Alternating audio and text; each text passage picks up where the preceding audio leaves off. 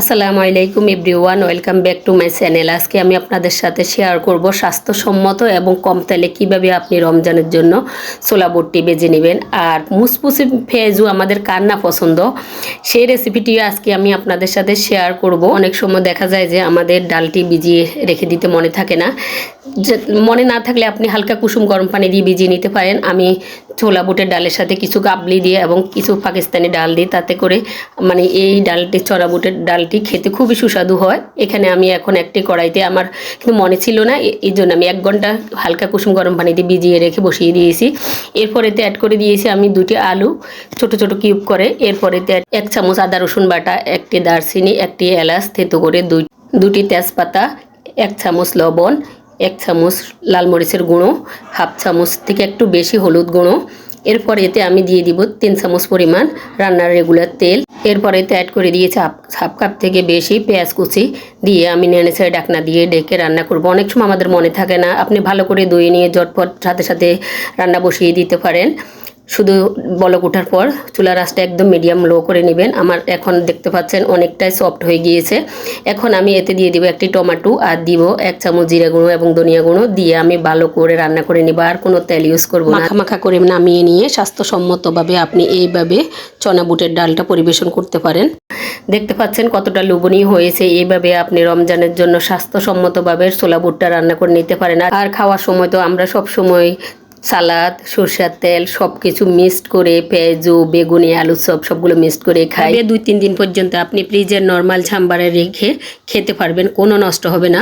আর এখন আমি দেখাবো পেঁয়াজুর জন্য আমি সবসময় এই কাজটি করি। আমি যতটুক মুসুর ডাল নিই ততটুক আমি বুটের ডালটা নিই। এখানে আমি 2 কাপ নিয়েছি বুটের ডাল, 2 কাপ নিয়েছি মুসুর ডাল। এটা আমি 3 ঘন্টা পর্যন্ত ভিজিয়ে রেখে শিলপাটা বেটে নিয়েছি। দেখতে পাচ্ছেন একটু কিছুটা দানা দানা থাকবে, একদম মিহি করে নেবেন না। ব্লেন্ডার জারেও যদি আপনারা করে নেন, আর শিলপাটা করে নিলে সবচেয়ে বেশি সুন্দর হয়। এখন আমি এখান থেকে কিছুটা ফ্রোজেন করব। আমি 2টি বক্সে 2 ভাগে রাখবো। একদিন বের করলে যেন আমার 2 দিন হয়। আপনি বক্সে বা জিপলক ব্যাগে বা ফলি ব্যাগে যে কোনো কিছুতে রাখতে পারেন। বাদ বাকি যে ডালটা আছে এখন আমি সেটা আপনাদের সাথে ভেজে শেয়ার করব।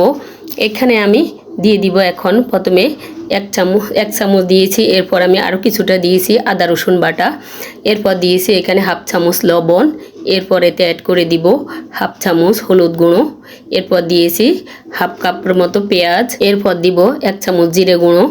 এর পরিবর্তে ভাজা জিরার গুঁড়োটা দিতে পারেন। আর দিব আমি এখানে রাঁধুনি একটা আছে একই রকম দেখতে, আরেকটা আছে জোয়ান। রাঁধুনিটাই দিতে চেষ্টা করবেন। রাঁধুনি দিলে অনেক সুঘ্রাণ হয়। এরপর আমি 5-6টি কাঁচামরিচ কেটে দিয়েছি। এরপর এখানে কেটে দিব ধনিয়া পাতা।